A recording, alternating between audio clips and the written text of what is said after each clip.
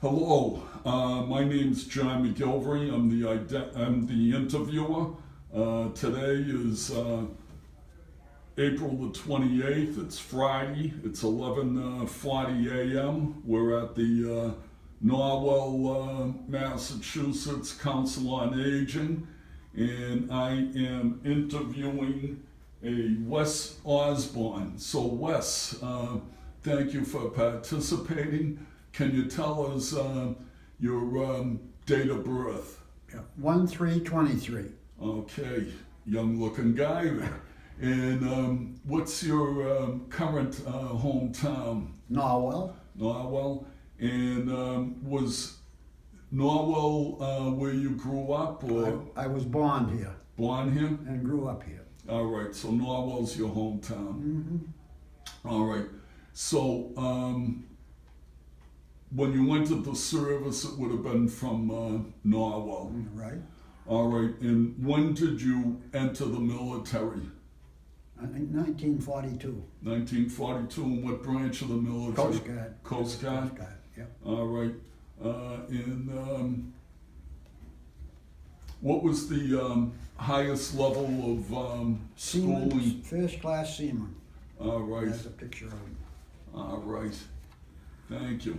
My kid brother there, who also joined the Coast Guard later. All right, we'll take a look at this in a bit. So, in terms of schooling, what was the highest level? Graduated from high school. Okay, and when you joined the military, when you joined the Coast Guard, did many of your family, friends, relatives join the military at that time? Well, everybody was either joining it or had to join it. Okay, so did anyone disparage you from joining or try to convince you not to join? No. No, okay. And you joined the Coast Guard? Mm-hmm. Okay.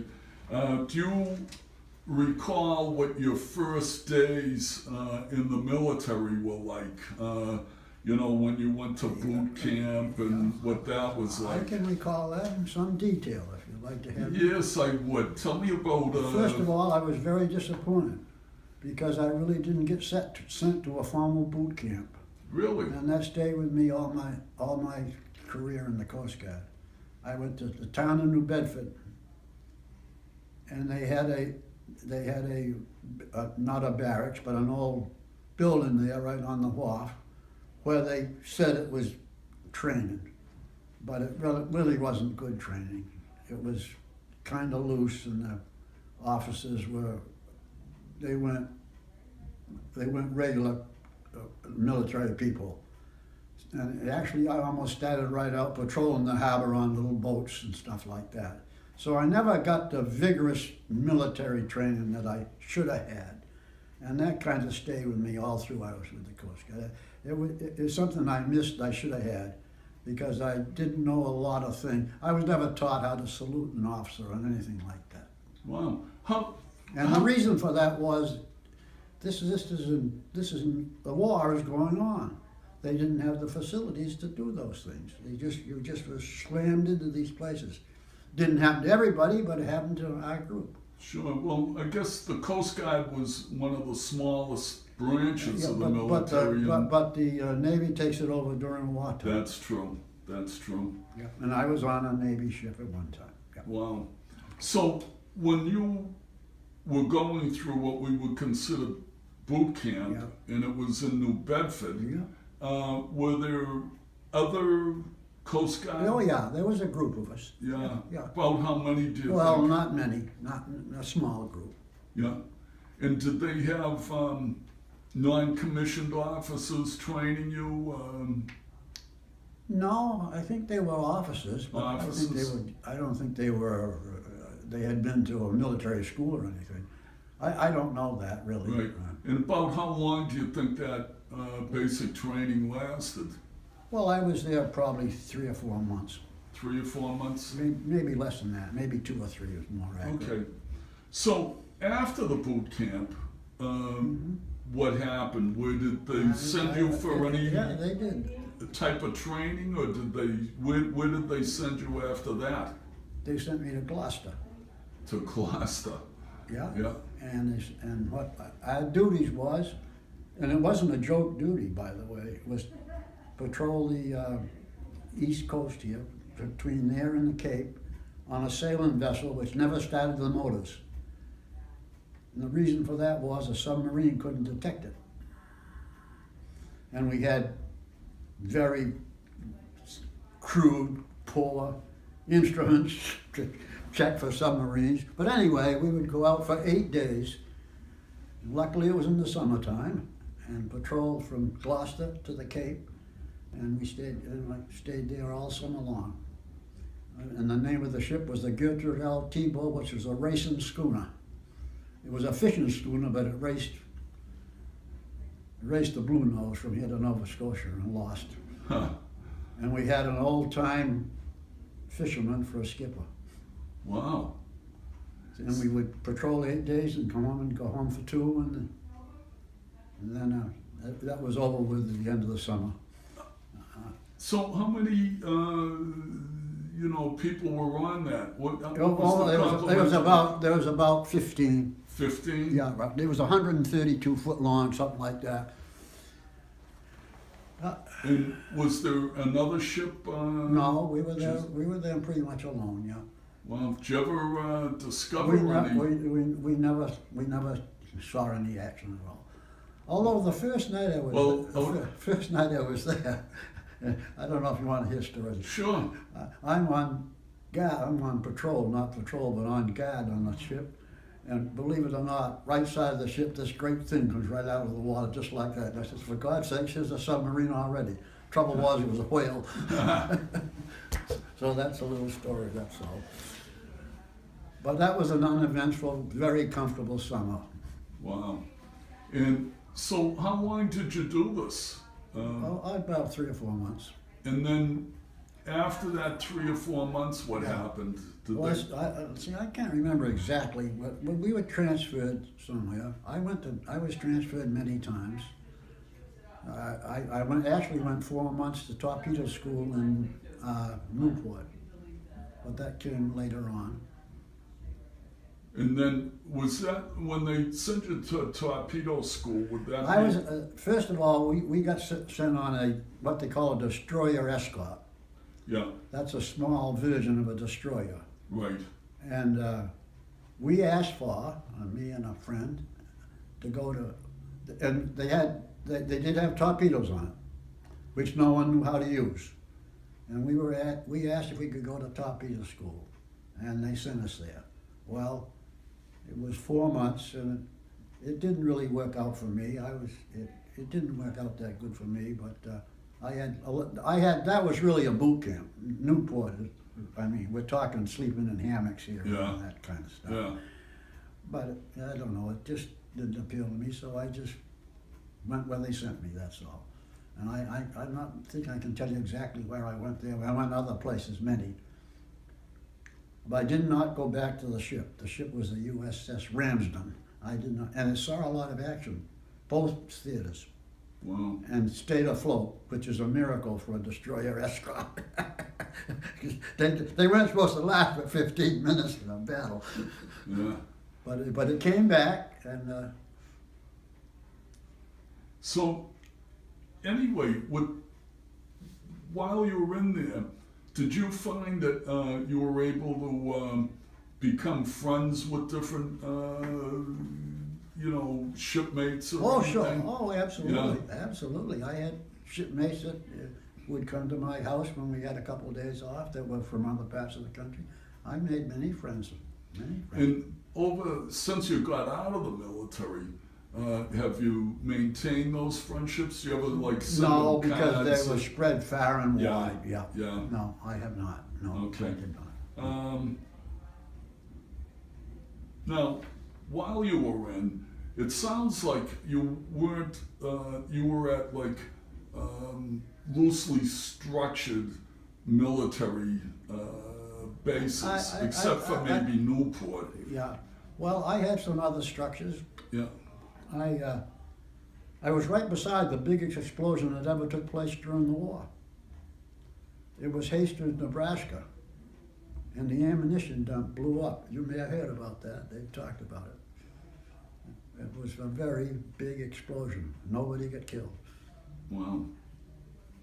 Jeez, that's like out in the middle of nowhere. It was in the middle of nowhere, and I was sent there with it was actually a Marine place.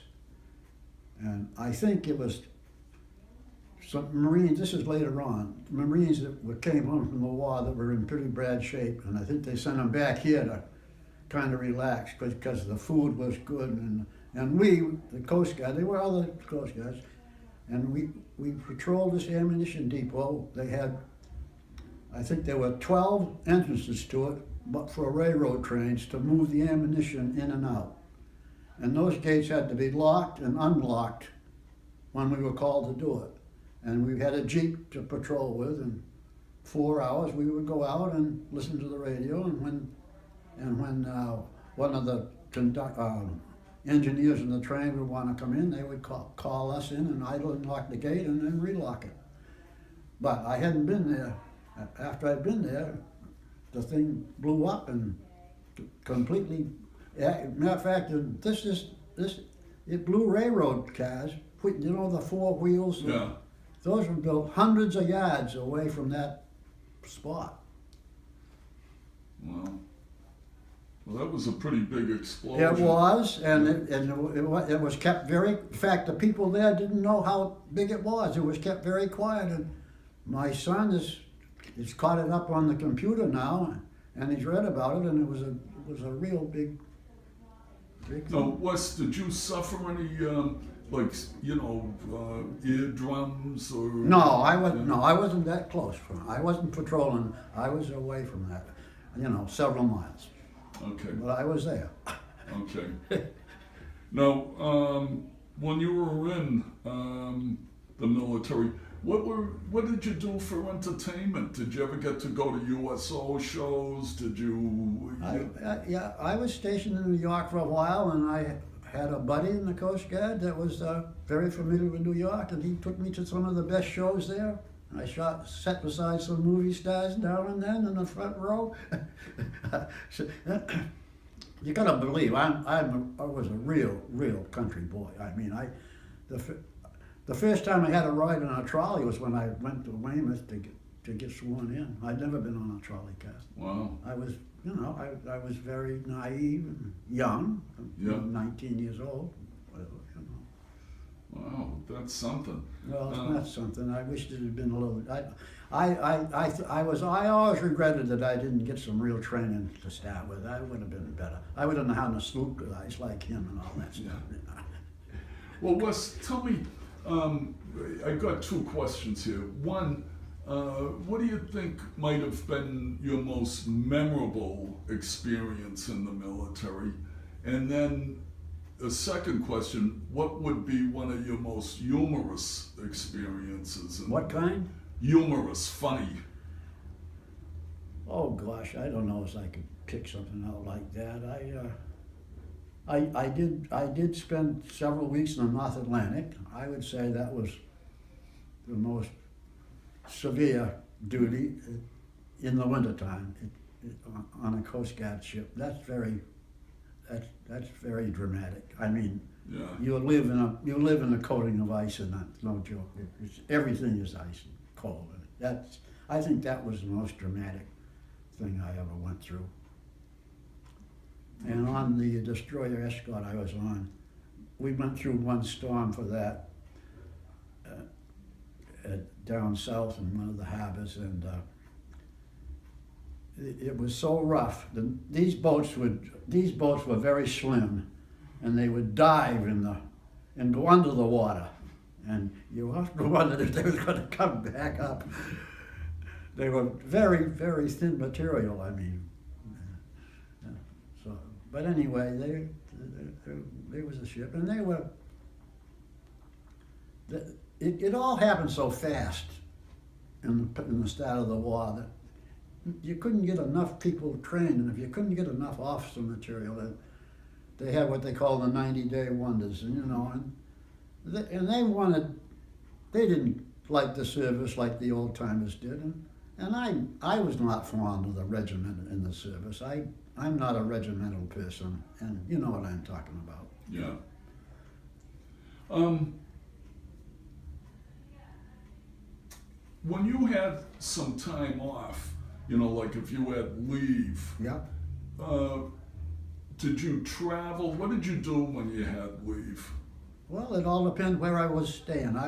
When I was out in Nebraska, I got to kind of walk around the country out there a little bit and met some very interesting farm families and all that stuff. When I was near theater, I might as well tell you, I drank a little too much at the time, just with other people, and I mean, I'll tell you, it was an uncertain life. I mean, there was questions about not coming back.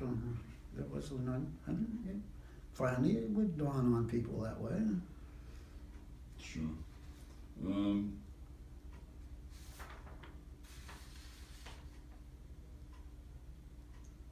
Now, how long were you in the military? About 3.5 years. 3.5 years? So, do you remember the day you got out, when you were discharged from the military? Yes, I do.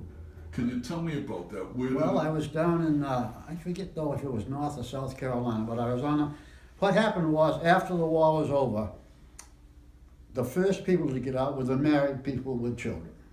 I was single, so I wasn't going to get out for several months. So they stuck us down there in, I think it was North Carolina, on a little teeny boat. There were 3 of us on board. I mean, I'm talking 25 foot long, and we had a cook. And honest, the Coast Guard and the government didn't know where we were or what we were doing. We were supposed to be there to rescue someone in case, I was out. And you only got, Tom Yorkie was stuck out there once. I thought we was going to get him, but we never went. Someone else did. So that's where we ended up for about 3 or 4 months while we were waiting to get discharged. The Coast Guard didn't know where we were, I don't believe. It was very loose. If you wanted a weekend, you could take 3 days off or 4, something like that. But you had to stay there and wait, and that was the end of it. And then, of course, the time came for the discharge. It was a very relaxing summer. It really was.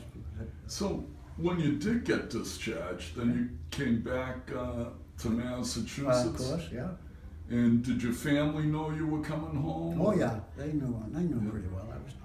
I was always in touch with my family.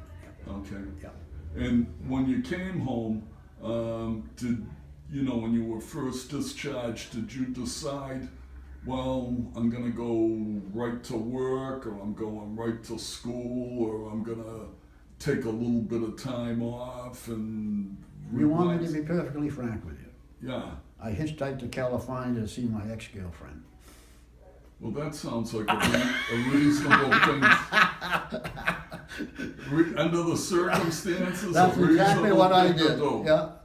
I started out in Boston, and I made it in 6 days. Yeah. So. On Route 66.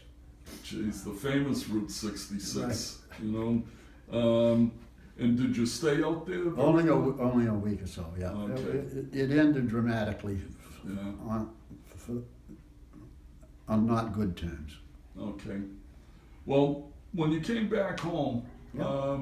What did you do career-wise, work-wise? Well, when I came back home, I did what work I could, and I lived on the $20 a month thing, a week, whichever it was, for a while. And then one of my ex-school teachers said, "Wes, I know what you like to do, and they're having a course in Massachusetts, a forestry course." So I went to University of Mass and spent a year. It was a year's course in forestry. And I came back to Norwell after that. And soon after, I don't know you may not know what a tree warden is, but he takes care of the town trees. Right. And he's an elected office. Right. And our present tree warden, this is a job that no one wanted. I mean, you had a budget of $500 a year. It was really, very, very, very part-time. And anyway, he died of cancer. And I ran for office and got elected and was elected for 35 years in a row. And that's where I spent my working days, right here in town, taking care of the trees and also the high school grounds. Well, after all those years out to sea, it's probably nice to be on solid Yeah, I would ground. say I spent about half the time out to sea in the Coast Guard and half of the time on the water. Yeah. And it was Stockbridge? Stockbridge, yeah, Yeah. Stockbridge School of Agriculture, yeah. And how do you think your military service affected your life, your civilian life, your job, your outlook on life? Well, I think I learned a lot about people and about parts of the country which I probably never would have gone otherwise. And but I was not a military person. I just it's not my type. I just not the regimental person, and so I kind of forgot about him, and I never stayed in touch with any of my friends, although there were a couple of people in Massachusetts that were with me at part of the time, but I never really kept in touch with them much. Okay. When you did get out, and since you've gotten out, have you utilized the Department of Veterans Affairs at all? Did you ever buy a home through? No. Do you ever go to the VA for No. health care or anything? No, I did not, no. Okay. No, the town had excellent health coverage. I didn't Sure. need to do that, and I was as healthy when I got out as when I went in, so I had no complaint. Sure. And did you know that every city and town in Massachusetts has a veteran service officer? I do know they're supposed to have one. Yeah. My brother's this one in this town. Oh, okay. Thank you. I'm asking that because as part of we want to try and find out what people know about. Yeah, I think that's required by law, if I'm not mistaken. It is. Mass General Laws, Chapter 115.